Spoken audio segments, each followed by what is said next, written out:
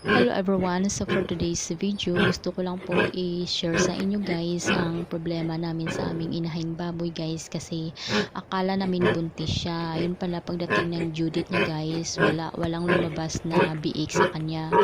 So nag-expect na talaga kami guys na buntis siya, kasi 3 buwan hindi na po siya nagpa-hit ulit. So tapos lumaki din sa 3 buwan na yun guys, lumaki din yung tiyan niya. Tapos gulat na lang kami guys na pagdating ng due date niya, biglang lumiit yung tiyan niya, at yung mga dede niya hindi po yung mga dede niya lumiit din. Kaya ayun, talaga kami, nag-expect talaga kami, pero okay lang yun guys.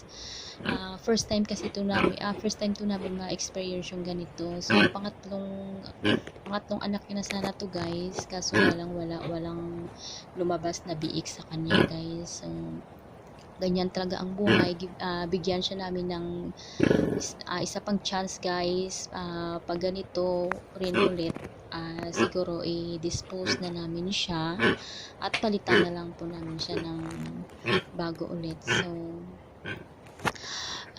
yung problema pa namin dito, kasi yung nag-bore sa kanya dati, wala na yun guys, namatay na, kasi nung last month na natamaan po yung negros ng ESF dito, so lahat namatay. So yung pasalamat na lang kami guys, kasi yung sa amin okay siya, hindi po kami natamaan dito guys. Kaya ganyan talaga ang buhay guys.